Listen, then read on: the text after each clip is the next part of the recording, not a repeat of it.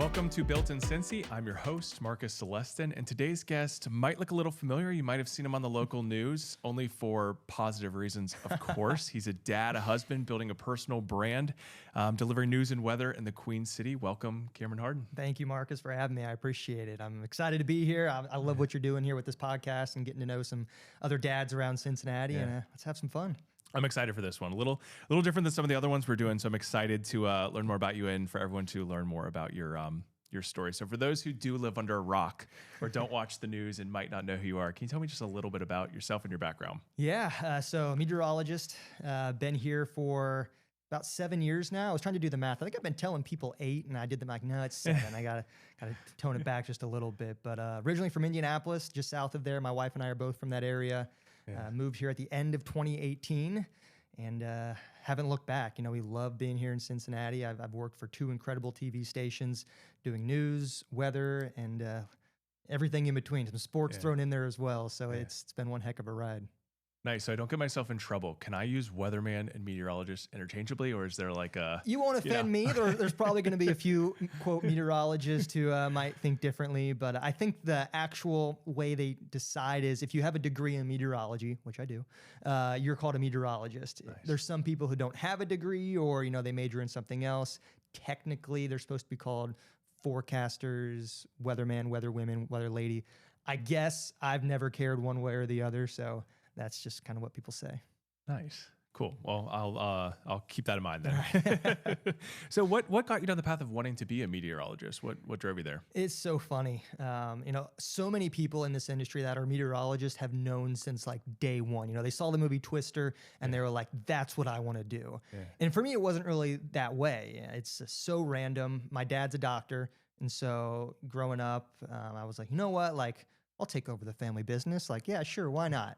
So I applied. I went to Purdue University and applied as human health sciences with pre-med. Quickly realized, okay, that's not for me. That's a lot of schooling. I don't know if I want to be, at this age right now and just now starting to become a doctor. In my low 30s. And so I was sitting in the kitchen with my older sister, going through the majors list on the Purdue website. And at Purdue, it's called Applied Meteorology. So it's one of the first things that popped up. And I said, yeah, sure, why not? And my sister looked at me and was like, what? I was like, storms are cool. Being in the Midwest, like you deal with them every summer, I was like, and I can always change it. I just need something else other than pre-med. And selected it almost 15 years ago now at this point, and I absolutely love it. Yeah. It's something that I enjoy doing. And even when I first started it in college, up until my senior year, I figured I would do more research. I was kind of looking into grad schools, getting a PhD and stuff like that. And I had an internship at a station in Indianapolis and really enjoyed it. Had a great meteorologist, Rob Ellis, who I was interning under, who's still a good friend of mine. And he opened my eyes to the broadcasting world. And it's a great decision that I never would have thought of. And anybody growing up would have been like, wait, you do what? Like, what? But yeah, so happy that I did it. And I love doing it 15 years later. Yeah, that's awesome. I went to Miami University, and when I applied to Miami, I applied as, I forget what the major was called, but something to like go into broadcast journalism. Yeah. I did it for like a hot minute and then switched to business and then changed my major 5 more times after that. But thought about it for just a split second, not the meteorology part, but at least just. I mean, people that tell you need to know what you're going to do when you're going into college, they're so wrong. Oh yeah. I mean, as all of us know who are, I would say 80% of people don't do anything that their majors even kind of reference to. It's you find something, you get a connection here or there. And I guess I'm one of the rare people that still does their major, but it's funny how people are like, you need to know what you're going to do at age 18. So get out of here. Yeah, definitely not. I mean, I went to school for business. I worked in corporate for like a decade, left to go start a business, a window cleaning business. Yeah. I'm like, I wouldn't have guessed that this is where I would be. So people are like, I need to figure out what I want to do. I'm like, I'm still figuring out what I'm every trying single to do. day. And you will be for the rest of your life, which is why it's so exciting. Yeah. Yeah. Cool. So what brought you to Cincinnati? The job. It's funny. I grew up coming here for Kings Island, being from Indianapolis, not that far away. Yeah. So I had been to Kings Island several times growing up, whether it was with family, church groups, stuff like that. And then when I first got into TV, the way it used to work, not so much now, but it used to be, you start off in a really small market. And for me, there's 213 total markets in the country. Okay. I was in market 188. I was lucky it was in West Lafayette, Indiana, which is where Purdue is. So like was almost college 2.0 for me, like I was still around my college campus. So that's usually where you would start off, a really small city that most people haven't heard of. And then the hope is you then go to a small medium market. You would go to a place like a Dayton, like that would be a good move 10 years ago. You would go to a Toledo, even if we're talking about Ohio areas, or maybe even a Lexington. A Lexington still would have been a pretty good jump. Yeah. But my dream second job, I told my wife this on our first date, I was like, I want to go to Cincinnati. And she had never been to Cincinnati before. Yeah. And she was just like, what, why? I'm like, they got a sports team. They got the Reds, like they got a sports team. They got it's a sports town. The food there is amazing. And when I said food back then, I was talking Skyline. Yeah. I wasn't talking Jeff Ruby's. I wasn't talking, Pep and Dolores right around the corner. I was talking Skyline chili. Yeah. And she was like, oh yeah, whatever. And it just happened to work out that my pretty much second job, I had an interim job in Cleveland, working for a station up there. And it just somehow lucked into this, It was when it's applying for jobs is so crazy in the TV world because you have contracts and you can't leave that contract early. And so it's like, you've got to be finding a job that's opening up at the same time yours is. They've got to be looking for the same type of person as you. And it was crazy how at the end of the day, I remember moving in, it was December 31st of 2018, cold day, didn't have any like Wi-Fi or anything in our apartment. And I remember being like, wow, like sitting in like nothing. There was no clothes. And I'm like, I did it. Like, this is insane that I'm here. And I would probably be honest and say back then, I would have thought that this was just a quick stop, like be here 3 years, be here for a contract. And then, go to an even bigger market. When you're young, like you're so focused on career and like just moving up fast. And then, we were here for 3 years. We had our first daughter during that first contract. Yeah. We fell in love with OTR. I mean, OTR, we lived in OTR for 6 years and just obsessed with it. And we didn't want to leave. So that ended up, that first contract ended, got in touch with another guy for a year. We have non-competes in news. So like if you get out and you got to sit out for a year. And so I did that whole spiel for a year. And then on my next 3-year contract now, and still just every day I wake up, drive into the city, and I'm like, I love it. Yeah. I love it. I guess based upon what you said a minute ago about food, I don't have to ask you if you prefer Skyline over Gold Star. Here's the thing. I do not care. Oh, really? I love both. My daughter loves both. She is a huge Cincinnati chili fan. Nice. And it really just depends on what we're closer to. We will go to both. We have our favorite Gold Star location, which is the one in off Ridge Avenue, right next to the Home Depot.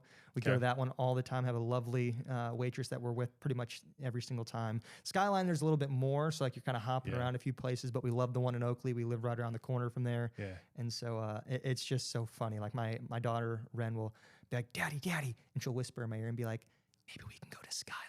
And I'm like, oh, okay, like if that's your big surprise, like if that's what you're, excited for, like I love it, because it's something that she'll remember forever. Yeah. Those Skyline Gold Star dates and stuff like that, daddy-daughter dates, and the food. I mean, I will eat anything in Cincinnati chili. Yeah.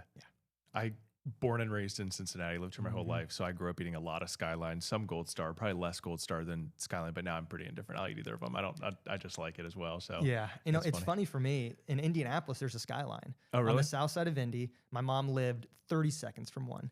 And so I had been there a handful of times. Also, we went to Steak and Shake every Wednesday with my grandpa. So like similar stuff, they have the ways and all that. And so one time on my Facebook, I posted a photo of me and my friends down here in Cincy at a Skyline. Yeah. My grandma saw it and was like, oh, this guy loves Skyline. And so she got me like $200, in the most grandma way possible, got me like $250 in Skyline gift cards for like a birthday and Christmas, which for me are back to back. And I'm like, this is great. But like, at that time I was up at Purdue. I'm like, I only come to Cincinnati once a year. It's like when I moved down here, I ate at Skyline with those gift cards from like 5 years previous, just nonstop. And it took me forever to burn through those, but I was like just eating at Skyline for free. It was great. And but I was weirdly lucky enough to be experienced to Skyline, not being from Cincinnati at a young age. Yeah. People always ask me who aren't from here, like, well, what's Skyline like? Or, oh, do you like Skyline? I'm like, I've never thought twice about it. Like it's just part of our daily lives. Exactly. Yeah. That's funny. So, well, you mentioned coming to Cincinnati a little bit with your career. Obviously you're in media. How has social media kind of impacted your career, or has it much over the last kind of decade? It's probably different 10 years ago than where you sit today. I mean, insane, because Twitter 10 years ago was like just starting to get pretty big. Yeah. I didn't have a Twitter account until college, freshman year of college, and like it was still really new at that point. Yeah. And Twitter as a whole has changed so much, as the internet and social media. But like, it was so innocent. It was so basic. Yeah. You know, you just like, you would see something random and just be like, saw a bluebird on the way to class today, #blessed. Yeah. Like that's what it was. And now it's opinionated, and you know, you get your news from it, which is, you know. So when I started my first job, it wasn't really a requirement to post on social media. Yeah. Like Facebook a little bit, because more people were there, especially the older crowd.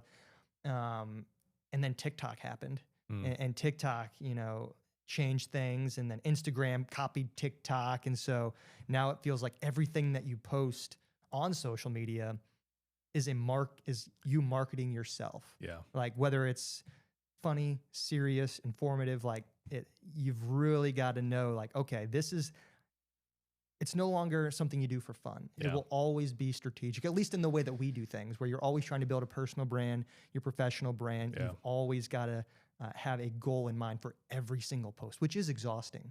It really is. And at times you get burnt out, and you got to keep fighting through, because it is the easiest, cheapest, free way for the most part. And obviously you can buy promotions and, you know, buy ads and stuff like that. But it is the biggest tool we have as a brand, is to use social media. Yeah. A few years ago, I deleted all of my social media. Yeah. I feel like everybody's done that at least once. Yep. Now you're like, I just need to, and then sucks you back in, Yeah. you know? Yeah. I tried to get myself off the internet, and then I became a business owner, and it's like, you don't have a choice. You got to be present whether you want to or not. And you can control, you know, what you intake, what you put out there, you know, what you put out into the universe, but it's something that you really have to do it if you want to make your mark out there. Yeah. And again, exhausting, but if you do it right, it becomes easier, and you can see the results pretty quickly. Yeah. So I will say it's been nice for like making connections. Like I follow you on Instagram, sent you a DM to get this set up. And so things like that are kind of nice, because it makes it a little easier, the friction versus, you know, having to, you know, find the right groups to join to be able to get introductions to people, or have to have a connection to get to know somebody. So from that side, it's kind of nice that it feels like the world's a little smaller when you want to get to some of those connections. But at the same time, it's a part-time job, thinking through, what am I going to post this week? How's it going to further? How am I going to grow and make sure that I'm keeping that moving? Yeah. And now, like in the professional side, like with with my job, now it is a requirement. So then you get burnt out with like, I've got to post twice a day in relationship to weather, and then how do I want to promote myself, you know, and try to, you know, continue to expand my brand on top of that, while also mixing them, which is also complicated, because I love being a meteorologist, but I don't know if I'll be a meteorologist for the rest of my life. So it's like, how do I continue to, you know, check both boxes while continuing this? So Do you do that all yourself, or do you have help? Oh, it's all me. All you? Yeah. You know, we help in terms of, I mean, the only thing that would maybe be help is for weather stuff, big things that happen. We have a system at work that tweets out things for the entire team. Okay. But when it comes to, you know, making creative stuff, which, you know, as you can attest to, like being a dad, like I don't have nearly as much time anymore. No. You know, and I've only got 2, you've got 3. So it's like, I used to be so creative and like spend hours thinking of the next great video to make, whether it was on Instagram or TikTok. And then I'd be so proud of the work at the end. I'm like, I spent so much time on this. This was great. This was exactly what I wanted. Now I just sit there and I'm like, I can't, I don't have the time. And you can always find time, because I say that and I'll doom scroll for 30 minutes. I'm like, I could have been doing something other than this. But it's gotten a lot harder. Yeah. So when it comes to your job and your role, I'm sure you get to do a lot of cool things, neat things, and meet interesting people. What's one of the coolest things you've been able to do? Oh man, I know that is the coolest thing about my job, is not a single day is the same. Yeah. You know, I never wanted to punch a clock, you know, like come in, punch, sit down at a desk and stare at a screen, you know, for 8 hours, punching numbers. Like that was never my goal. You know, some people, that is a great life for a lot of people. Like that is what they want. Yeah. But for me, just like my personality, and it's funny, people don't punch a clock anymore, except for my first job I ever did, or second job I ever did. And to this day, because I've been back, they still punch a time card. Really? Yeah. It was, I worked at my tennis courts at my high school. And I remember the first time I put that card in and it went dump. It was like a shiver just ran down my body. I'm like, oh no. And I was like, I don't ever want to do that again. But yeah, not having to do the same thing over and over again, you know, it's something new. Experience-wise, I've been blessed to do some really cool things. Obviously, I'm more of a meteorologist, but I also report a lot. Being from Purdue, and Purdue is huge into astronauts. You know, we're called the cradle of quarterbacks in sports, but the cradle of astronauts, you know. And, I got to meet and interview and sit down and do a one-on-one with Buzz Aldrin. Oh, wow. That was amazing. I've interviewed countless Purdue alumni who were astronauts. That's always been fun. You know, here in Cincinnati, Ken Anderson was, you know, an amazing opportunity to sit down with him and talk. And just everyday people from Cincinnati. Like, that's the cool part about this city, is everybody has a story. You know, there was that famous guy, blanking on his name, but worked for the one of the national news, you know, evening news around the country. And I think his story was like, his tagline was, everybody has a story. He would go to a phone book, open it up, point to a random person and go to it. And he would do a 5-minute feature on that person. Like, you could do the same thing here in Cincinnati. You know? And there's so many different people, so many different stories. And I know that tomorrow when I go into work, odds are, if I'm interviewing somebody, it's probably going to be somebody new, and I'm going to be able to learn something about that interview subject that I never would have expected. Yeah.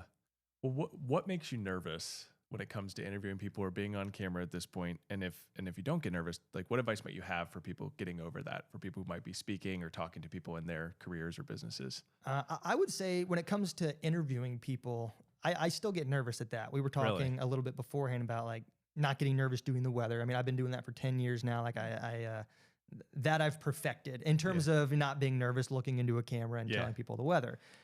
That's my craft. When it comes to reporting, I didn't go to school for that. I've learned it along the way. Like, I like to think I'm pretty good at it, but still, like, you sit me down in front of someone, especially if it's more of a hard-hitting story, it's like, all right, like, what question is the viewer wanting me to ask? Like, I have all these questions in my head, but, like, people at home, what do they want to know? And it's hard to break into that, you know, that mindset, because I'm 32 years old. I have a way of thinking. The 55-year-old mom, dad, grandma, grandpa sitting at home, like, they want to know something completely different. And I've got to make sure that I have that question dialed up and ready to go.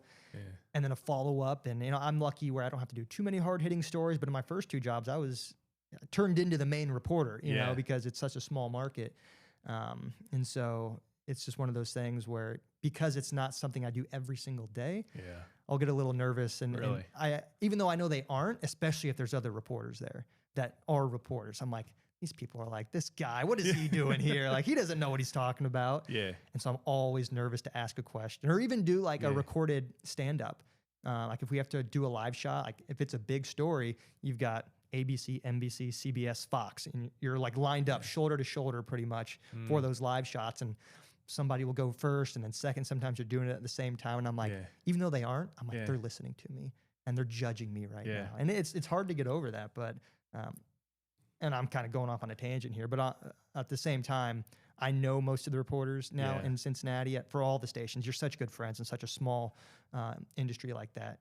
And they're so nice, you know, nobody would ever, it's not the TV, it's not like Anchorman, you know, like when they're fighting in the streets, like, everybody knows everybody, you're such good friends. And it's too stressful of a business to not be like that, to add more stress on not liking someone. It's just not worth it.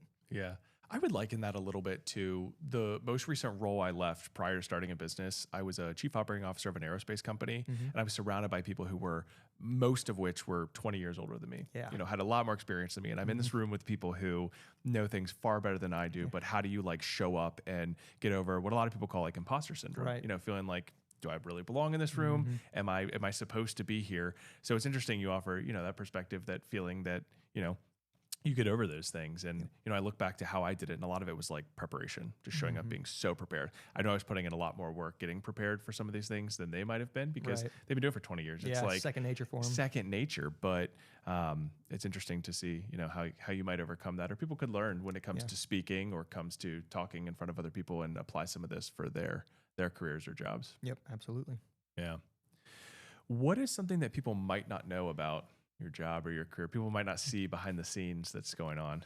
One thing that always shocks me, and I don't know, I get why they think this, but meteorologists don't have a teleprompter. Yeah, like, and in my head, I'm like, that would be so weird. Like, if somebody was reading the weather, you know, like it's 100% ad-libbed. It is for everyone you see doing the weather. Like nobody that you've ever seen on TV is reading from a teleprompter. Really? Like, I like to call it's just a really big PowerPoint presentation. Yeah. So unless if you're working in like New York, LA, you're making your own graphics. Like, so every day you get in, for me, since I'm mornings, I'll get in at 2:30, 3 a.m., check the models, check the data, you know, if there's some sort of system moving on in.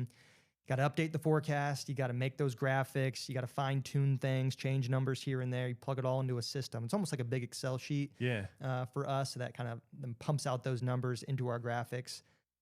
And then you look at them like, I know what I'm going to say for this. I know what I'm going to say for that.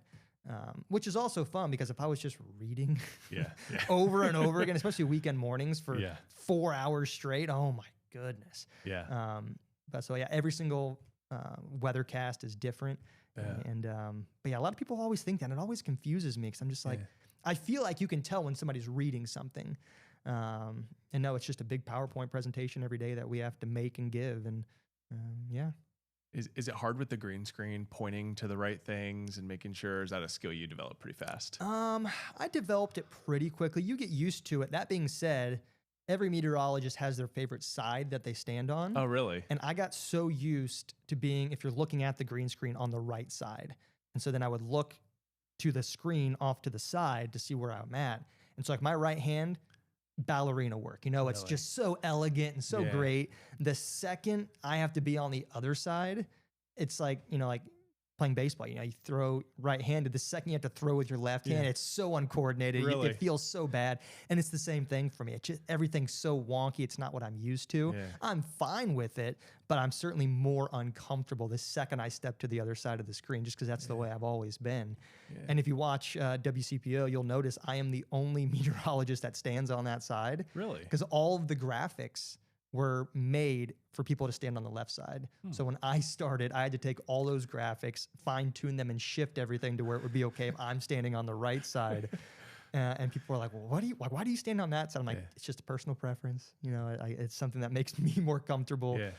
It's not like, oh, this is my good side. It's like, no, there isn't a good side. It's all the same. But it's certainly, you're more comfortable for sure on one side or other than the other. That's funny. Now I'll be watching that. Yes, next time I see you pop up on the weather, I'll be looking. You're gonna for see me walk to the other side. You're gonna be like, there you go. Way to branch out. Love it. He's being different over there. Shifting gears a little bit. I mean, you talk about, you know, building your career, working your career. You talk about arriving at 2:30 in the morning for jobs. So you obviously have a family, 2 daughters, a wife. How do you balance some of the kind of complexity that exists there? Maybe some of the challenges with it's not a typical 9 to 5. So how do you balance that with your life? You know, it's funny because people always think that it's hard or it's a burden to have that kind of schedule. It's really not. Like the reason I love mornings and will continue to stay on mornings as long as possible is because it does work so well for our family. I have had Monday, Tuesdays off for 6-7 years now. Wow. And people are always like, oh, like you have to work weekends. I'm like, yeah, but I'm done at 9 a.m. On the weekends, 10 a.m. on the weekends. So like I still have all day with my little ones. But having Monday, Tuesday off, that's 2 less days that we have to worry about childcare. That saves a lot of money right there. And then Wednesday, Thursday, Friday during the week, I get done at 12, 12:30, 1, just depending on the day. So we have our babysitter. She only comes 3 days a week. Wednesday, Thursday, Friday, and she's there from 9 to 1. The cheapest way. And childcare's so expensive right now. So it's like we have, 4 hours a day for like 12 hours of childcare. It's like we save so much money because of that. And then 2, it allows me to be home so much with my family. Like obviously all day, Monday and Tuesday, I'm there with them. I'm the main, I don't want to say parent, but like I am watching them Monday and Tuesday because my wife works. She works from home, but like she's working. And then most people who work a 9 to 5, you know, it's like kids are getting up, like you're getting up at the same time. You're rushing. It's hectic. They're getting on the school bus or they're getting to daycare, and then you're off to work, and you get home at 5. You're exhausted. Maybe you don't get home till 5:36 after traffic. Hey, here's dinner. Bedtime. Like that to me would be so hard. Yeah. Because I'm so used to, like, and I'm sure people have it down to a science to where they make the most out of it. Yeah. But our girls also, we're so lucky. They go to bed at 6:30. What? And they have gone to bed at 6:30 every single day Yeah. that they have been on this earth. And that is it's so rare. Yeah. But like we have turned down plans other than like the rare occasion because like we don't want to mess this up. Yeah. And they sleep in the same bedroom. Really? Like they share a bedroom. They're so great together. So it's like I go to bed at 7:30 because I'm waking up so early. So I get them down at 6:30 after spending all day with them, all afternoon with them. And then my wife and I have that hour and a half to decompress, talk, eat dinner, just hang out. I go to bed and then, I wake up before them and I'm home pretty soon after them, especially on the weekends. Yeah. So I love my schedule. It is something that I will cherish, and it's so hard for some people to realize that. But my current schedule, I will take that a million times over a 9 to 5. Yeah, I didn't think I'd ask this, but what are your bedtime tips? Oh, it honestly just started out. That's what we did, and so like they don't think anything of it. Really? There's sometimes where like if it has been a long day, we're like it's 6 o'clock, and we're like, all right, bedtime. And it's getting easier now that it's getting darker out a little bit earlier. Yeah. We have the time change coming up. So like that might mess things up a little bit. But yeah, I mean, and there'll be a lot of times, especially once our littlest, Wesley got a little older and she's still in the crib. And Wesley's crib's been turned in, or Ren's crib has been turned into almost like a twin size bed. Like they'll stay up and they'll just talk in the room for like an hour and a half. Really? We don't care. That's great. Have fun, talk, like as long as you're staying in that room and they're not coming out. And that's also something that up until, and this was the other thing, up until probably like 2 months ago, our 4.5-year-old was still in a crib. Oh, wow. Yeah. And she never fought it. Yeah. And so we're like, we're never changing this. Like until you ask to be in a big girl bed. Yeah. Because she can't crawl out of it. She can't come stare at us at 3 a.m., like staring in our eyes, scaring the crap out of us, and then in the middle of the night. And then she finally asked. We're like, okay. Like we didn't fight back on it. It was like the second she asked, we'd let her do it. Yeah. And still, like there's the rare occasion where she'll come in at 2:33 and then she hops in the bed with us. And but yeah, overall we've been extremely blessed with having good sleepers. Obviously early on, every parent, you're fighting for your life. But since they've obviously both grown up, 1.5, almost 2 and 4.5, like.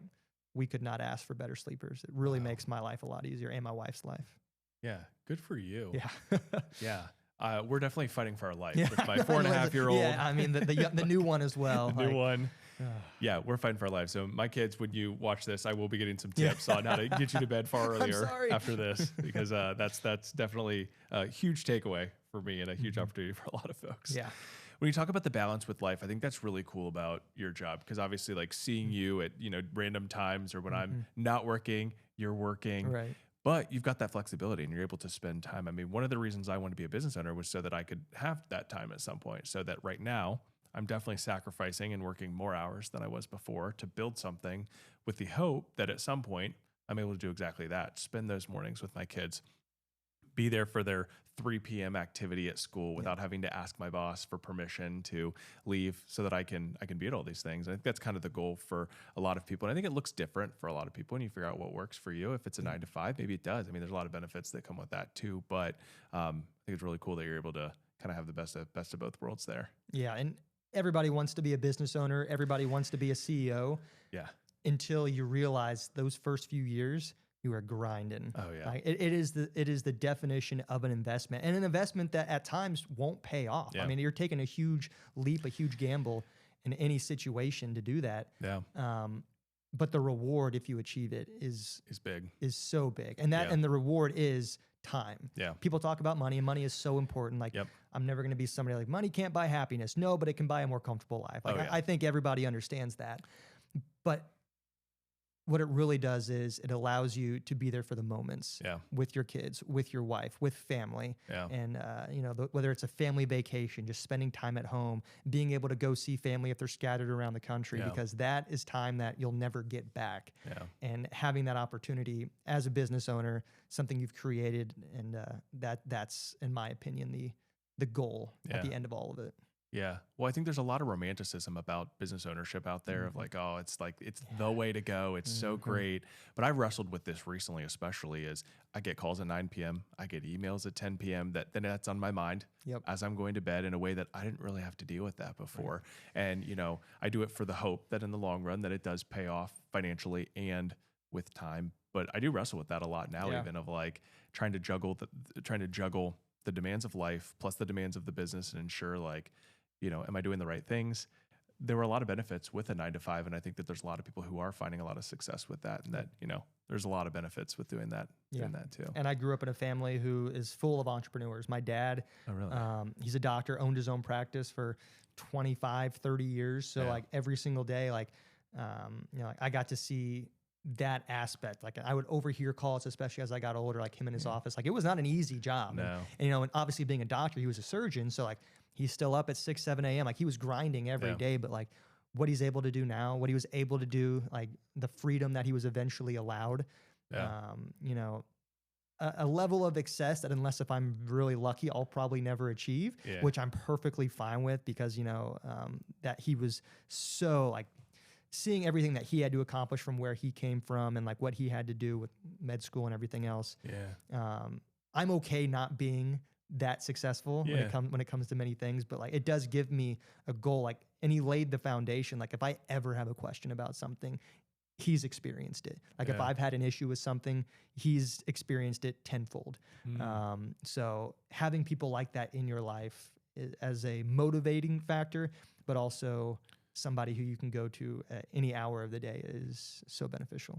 Yeah. Do you find that benefit when it comes to like being a father, or being able to talk to your dad about, what advice might you have, or you're struggling through anything? I know there's some struggles that pop up. Like, do you find benefit in having him as a kind of a Absolutely. I mean, I've been so lucky to have my dad, just around. I mean, a lot of people lose their dad at a young age. I lost my mother, when I was 26, 27. And so that was extremely hard for me, as it would be for, anyone losing a loved one. So the fact that I still have my dad, to go to for anything. And, my parents got divorced when I was young. So like I still have a stepmom who I've called mom forever as well. And so I do have a loving set of parents who will always be a phone call away. And that is so big, whether it's a parent, a mentor, a friend, somebody that and call and trust is priceless. Yeah. That's cool. When you think about blending kind of work and family life, probably more for your 4-year-old, but do you talk about work? Do you talk about what you do? Does she see you on TV? How do you kind of navigate that? Yeah, she's gotten to the point now where she recognizes me on TV. She's been into the station a few times. Oh, cool. She even made an appearance once last year. It was Bring Your Kid to Work Day. So like brought him in, and obviously it's a different situation when you're at a TV station. It's like, all right, you're in here, but like try to be quiet. Try telling a 3-year-old around everything in a studio to be quiet. Don't touch anything. And it was hilarious because it was what we call cut-in. So it was during Good Morning America. So like it's the national show, but every 30 minutes we come in with like a quick 2-minute cut-in. And I wasn't even on air. Jennifer Ketchmark was doing the weather, and she had a background graphic of ice cream. And you can hear my then 3-year-old just screaming, ice cream, and just ran out there. And so she's on like the TV screen as well. And you can just hear her screaming ice cream. And she's so tiny that you could like just see the top of her head on the camera. But I mean, that was a video that I have saved in my phone and will, look at all the time. That ice cream was just priceless. But so she knows what I do, and she's gotten now to the point where, she's every day she'd be like, Daddy, do you have to work today? And I'll be like, yeah, like you have to work tomorrow. And the second I say yeah, she goes, aw, which, will always break your heart just a little bit. I'm like, that's okay. Like I'll be home quick. And then when I say I don't have to work, she goes, yay. Usually followed with, can we go to Skyline? Can we go to Kings Island? Can we go to the ice cream store? Which is UDF, because we live right down the street from UDF. Nice. So I spoil her with a lot of ice cream and donuts as well from UDF. Nice. That's funny. Well, being kind of like a public figure, I guess let me back up for a second. So at Pinks, we run a lot of Facebook and Meta ads and Google ads. Our Facebook ads are a lot of videos of us as like the owners who are in them. So like selfie videos of me wearing our uniforms, like in different spots in the city, talking about some of our services and stuff. But we run a lot of them because they typically convert pretty well for our business.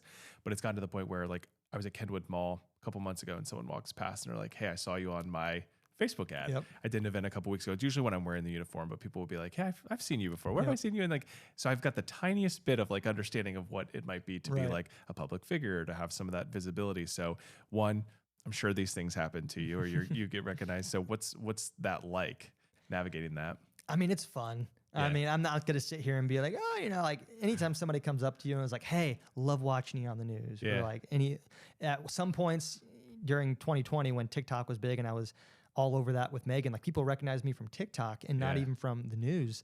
Wow.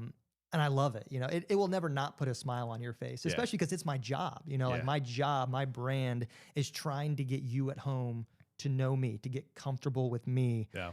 And the fact that I'm doing at least somewhat of a good job at that in terms that you recognize me outside of that TV realm and just out in public it lets me know I'm doing a good job, and it just puts a smile on my face. And I will always talk to them. I'll be like, oh, what's your name? Where are you from? How long you been watching? Like, great to meet you.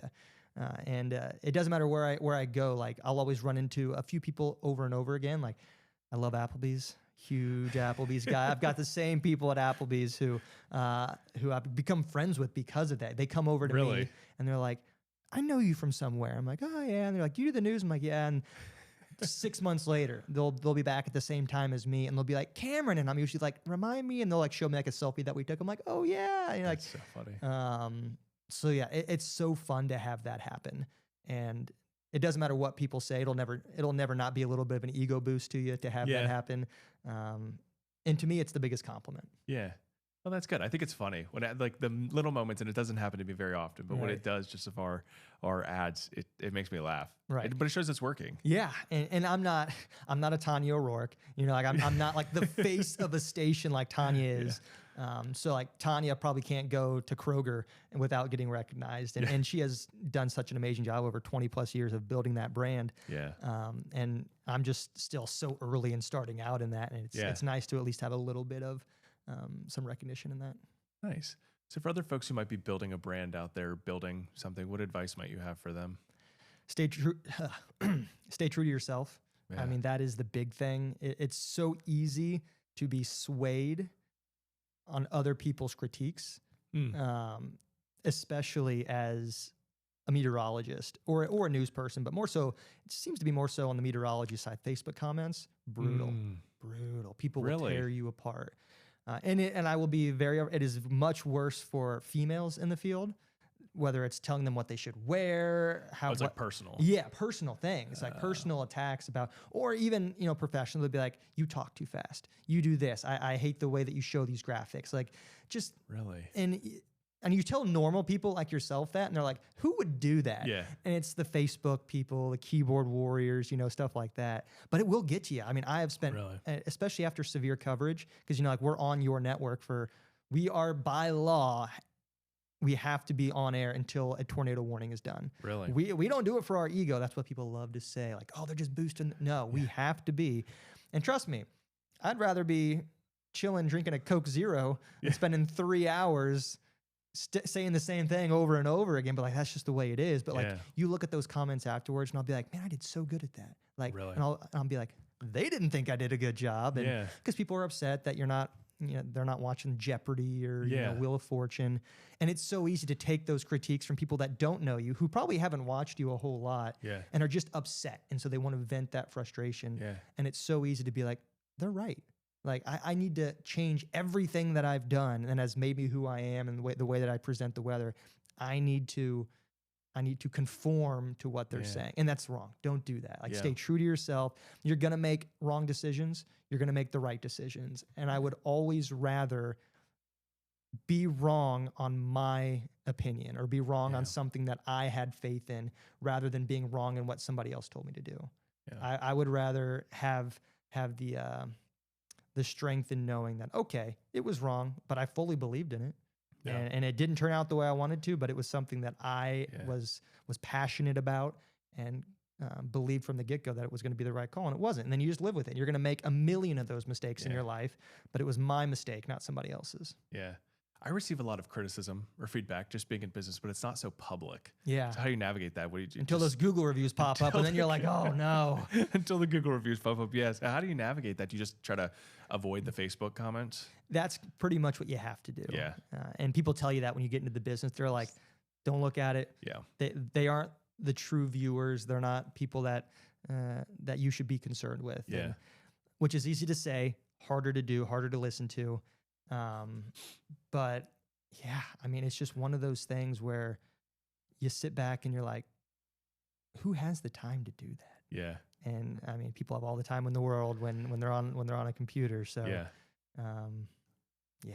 Well, I had to laugh. You poked fun. I saw a reel that you had posted a bit of like something along, I'm going to butcher this, but it was something along the lines of like, why doesn't everybody just get a job where they can be wrong 50% of the time? So it seems like you have a little bit of fun with maybe some criticism about, maybe not, that might not be about you, maybe about just meteorology. Dude, it doesn't matter who I meet when people recognize me. They come, Cameron, and they always start out so nice. They're like, so nice to meet you. I love being on the news. And if it's not them, it's whoever that they're with. They'll be like, hey, this is Cameron. He's a meteorologist. And 100 times out of 100, they think they're being funny. Yeah. And I have to laugh it off because I can't get defensive about it. They go like, oh, I wish I could be wrong all the time. Yeah. I wish I got paid to just guess. And I'm like, you realize that you're insulting my career to my face and laughing about it. Yeah. But like, it's such a common thing. And it's so widely accepted that that's the case that people think they can do it. And I'm like, it's not nice. Not. And I have to laugh it off, or else I'm like, hey, calm down, buddy, you know? Yeah. But yeah, so you just have to laugh it off. Yeah. Because again, it's not true. Right. You know, there's stats that have come out about meteorologists, especially in the last 10 years. Like the 3 to 5 day time frame, you know, you're 70% accurate. The 0 to 3 day time frame, you're 95% accurate. Really? And then anything after that, and I will always be the first to say, like, it's going to change. Mm-hmm. Like we have a general idea of the trend, but like anything 6-7 days out, we're just telling you, hey, this is what's setting up. Yeah. We'll keep an eye on it. Yeah. But that 0 to 3 day, and it's like, what more do you need? Like, I'm giving you 3 days heads up, and 90% of the time, we're going to nail that. Yeah. And people are always like, they were so much more accurate back in the day. I'm like, no, they weren't. They were drawing with chalk on a chalkboard, a rain icon, and they were like, like there's a system setting up. It's probably going to rain. And then if it didn't rain, nobody cared because you weren't uptight about everything. And you were probably like, oh, yeah, well, how can you predict the weather? It's so hard. Now that we have all the science and all the models, and we have all these instruments that have really just progressed weather forecasting, people expect us to be right 100% of the time. And that's just not possible because it's not an exact science. Yeah. It is a prediction. It's a forecast. So it's like people are like, if I was wrong once, I get fired from my job. I'm like, well, what are you doing? Like if you're just, you know, like copy and pasting numbers into a spreadsheet, like it's a little different than if you were forecasting numbers or predicting, it'd be a little bit different story. Yeah. So, well, and everyone makes mistakes at their job. Everyone gets things wrong. Mm-hmm. We're all not infallible here, but again, it probably goes back to being a public figure. Yeah. You know, when you're doing things out in the open, I mean, good for you. You develop thick skin doing things like that. Yeah. You're building skills. You put yourself out there, which I think is really admirable, but it opens yourself up to some criticism at times. Yep. But yeah, that main advice is just ignore the haters. Yeah. Ignore them. They're not going to help you in any way, shape, or form down the road. And you're going to be better off if you just put them in the rearview mirror. Yeah. I love that. Something everybody can apply to all their careers here. That's right. Yeah. It doesn't matter what you do. It doesn't matter. No. So as we kind of get to kind of the end of this conversation here, you know, when you look at building your career, you're building your brand, you're also raising a family, and it seems like you're intentional about that, the time you spend with your kids and your wife, and making sure that that's meaningful to you. What advice might you have for people trying to balance all these things? Yeah, I mean, it's tough. It doesn't matter. It doesn't matter what you do. You know, you throw kids into the mix, you're going to be pulled a million different ways. Yeah. You know, and even without kids, you know, like when my wife and I were married for 3 years before we had our first daughter, and we went through some issues before that, trying to get pregnant, stay pregnant. And so there's always going to be something that is straining you. Yeah. It doesn't matter if it's kids, your wife, your job. I'm a big faith guy, big Christian, have been for, my entire life. My wife, same thing. We've been blessed to come from two very strong Christian families. And, we have that every single time something gets tough to go to. It's like, whether it's praying, going to church. We have a small group that we're a part of. We go to church right here in OTR. And so having that family, having mentors there to talk to is so big for us and has really helped our marriage as well. To have that kind of centerpiece is something to focus on and to always go back to familiar ground. So it's never going to be easy to balance anything in life. You got to be intentional about things. You got to set aside time. My wife, we have a calendar that I'm so bad at looking at, but it's one of the days during the week. Shows how much I know about it. But it's called the Hardin Huddle, and it's like a time just for us to kind of get together, talk about the week, and because it is so easy, even with my schedule, and I'm home early in the afternoons, to forget about one another. Because you're so focused on the kids. You're trying so hard to make sure that they're okay, they're having a good time, they're going to events. And then it's so easy to be exhausted at the end of that and just be like, night, babe, see you tomorrow. And then that's when you drift apart, and you've got to be intentional about that stuff. And so that's why building your brand, building that time through money and opportunities is so big. And it's why, I said earlier, I don't think being a meteorologist for the rest of my life is going to happen. For more than likely several different reasons. Who knows what TV is going to be like in 5-10 years? It was one of those things when I first started out. I thought TV was. My professors told me, you guys are the last generation to be able to do TV through your career, like from start to finish. You'll more than likely be the last group of people. And now it's like, I don't think that's even going to happen. The way things are trending. So every day it's about building the brand. I've got a really good business mentor, Walt Gibler, who he is a big realtor here in Cincinnati, but he was who I worked for my year of my non-compete. So I worked for him for Caldwell Banker and did neighborhood spotlight videos. Nice. So for 52 weeks, I highlighted 52 different neighborhoods. Oh, nice. Would go out there and I would shoot different, about 90-second videos of that neighborhood. If you had a listing in that neighborhood, I would highlight that. Oh, cool. And I'm actually meeting with him later on this evening. He continues to branch out as well. He bought a glass company here in Cincinnati. I believe it's called Cincinnati Glass. And he has been just seeing that take off. He's got a few other endeavors that he's going through. And so we meet about once a month just to talk about things and kind of bounce ideas off one another. It's hard for me in my job. We're not allowed to have second jobs in TV. Okay. So it's frustrating, but you're again behind the scenes. You're building everything. You're trying, which is why when contracts come to an end, you've got to figure out, okay, is now the time to take that leap? Is now the time to go all in on this side projects? It's hard to have a side business in this industry. They're so against that, which is a big strain in the TV industry. But talks like I'm going to have this evening with my friend Walt on different things to do right here in Cincinnati is really big. Well, I think that's awesome. I think that, you're building something really neat with the role that you've got now, but when you have a personal brand and you're building that, you get to take that with you no matter what you choose to do and go on to do after, if you choose to do something else. When I grew up going through high school into college, my dad and everybody said, you're going to do sales. Like you're going to be a salesman. Yeah. And because everybody told me that growing up, I didn't do it. But everybody's a salesman, every single day I am selling you, selling you myself about this forecast. I'm selling you my accuracy on this. Like I know I'm selling you my trust. You're watching me. I've sold you for the last 7 years on what the weather is going to be like. Yeah. And every single day I'm continuing to sell myself for my brand. So that way, when TV is said and done, whether it's me personally or as a whole, I'm not, I don't have the rug pulled out from under me. Yeah. I've got a good base. I'm ready to go. And I feel like I've set myself up for that pretty well. I've got a lot of connections here in Cincinnati that I've been blessed to just stumble upon. Some of them I've stumbled upon. Some of them I've really worked on reaching out and getting these connections.